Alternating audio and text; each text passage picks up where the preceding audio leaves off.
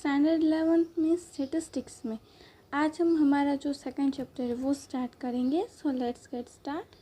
तो सबसे पहले यहाँ पे हमारा फर्स्ट पॉइंट है क्लासिफिकेशन, उसका मीनिंग और उसकी नेसेसिटीज़ कि हमें क्लासिफाइड करने की, डेटा क्लासिफाइड करने की ज़रूरत हमें क्यों पड़ी थी। तो यहाँ पे लिखा हुआ है, सबसे पहले हम वो स्टार्ट करते हैं।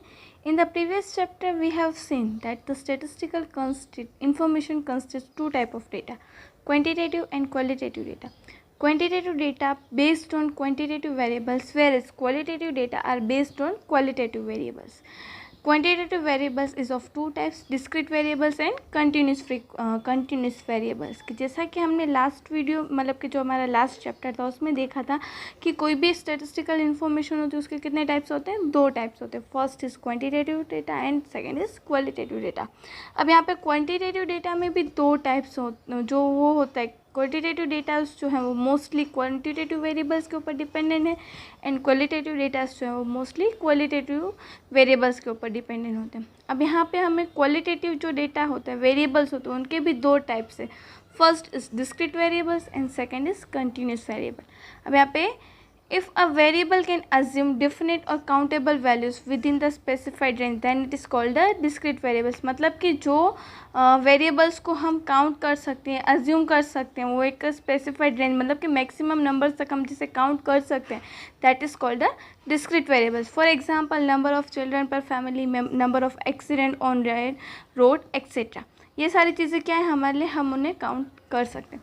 If a variable X assume a specific values 1.2, 1.3 etcetera then it is also called a discrete variables. कि अब यहाँ पे हमें कोई एक्स जो वैल्यू होती है, वेरिएबल होता है, उसकी आपको वैल्यू यहाँ पे दी गई होगी 1.2, 1.3, तो हमारे लिए क्या हो गया, डिस्क्रीट वेरिएबल हो गया। मतलब कि जो भी वेरिएबल्स को हम काउंट कर सकते हैं that is called a discrete variable.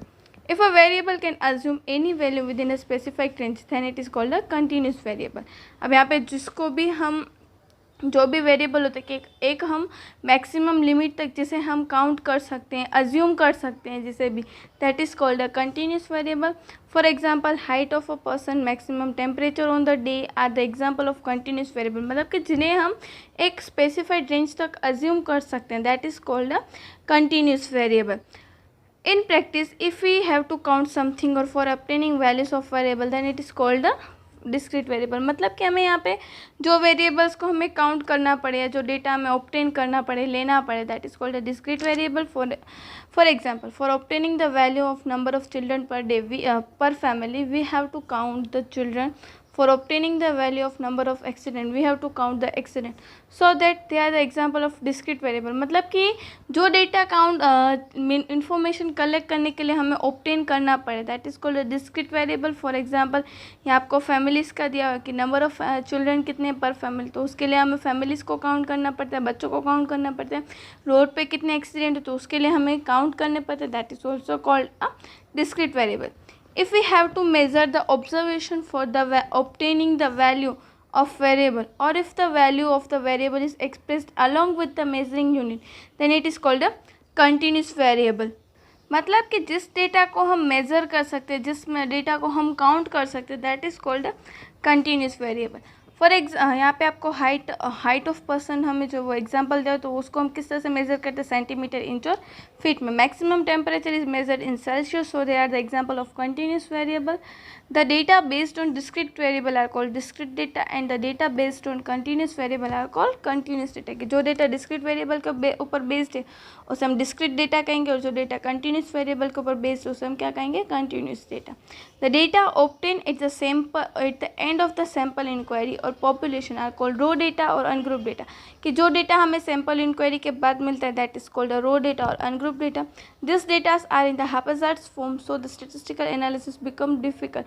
ये जो डेटा हमें मिलता है वो मोस्टली क्या होता है कि प्रॉपर फॉर्मेट में नहीं होता है, कि हम खाली रो डेटा होता है तो वो हमारे लिए क्या होता है, डिफिकल्ट हो जाता है कि हम उसके ऊपर से एनालिसिस कर सकें। Hints it is necessary to arrange the data in systematic or short form.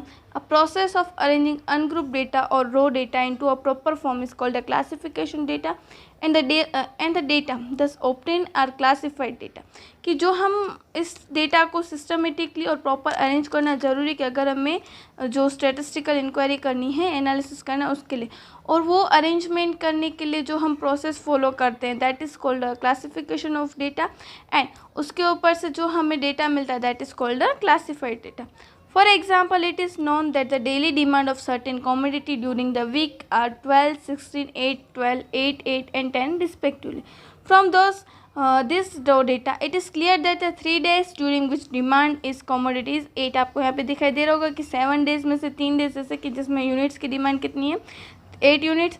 1 day during which the demand is 10 unit की, एक डे ऐसे कि जहाँ पे यूनिट की डिमांड कितनी है 10 days, and 2 days during the which the demand is 12 unit, and 1 day which the demand is 16 unit. This information can be presented in the classified data. अब ये जो रो डेटा दिया गया तो उसे हमने क्या किया, यहाँ पे क्लासिफाइड डेटा में उसे अरेंज कर दिया.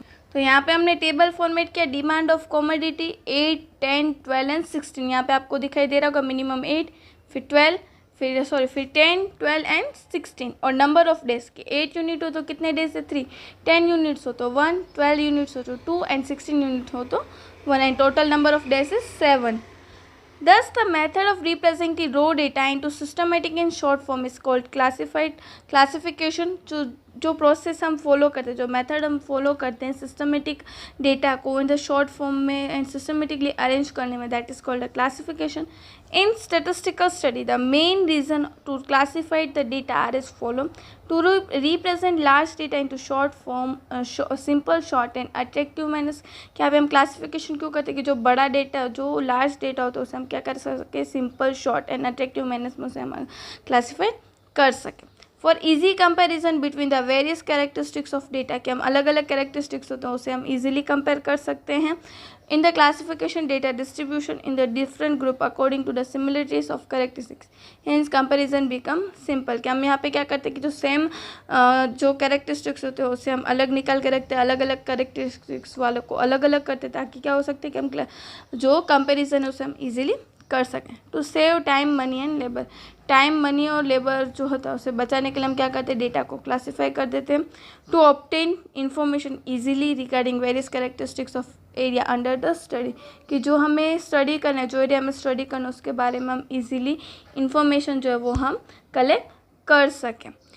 आज के इस वीडियो में हमने देखा कि मीनिंग ऑफ क्लासिफिकेशन, कि हम डेटा को अलग अलग क्लासीफाई करते हैं तो वो उसका मीनिंग क्या है.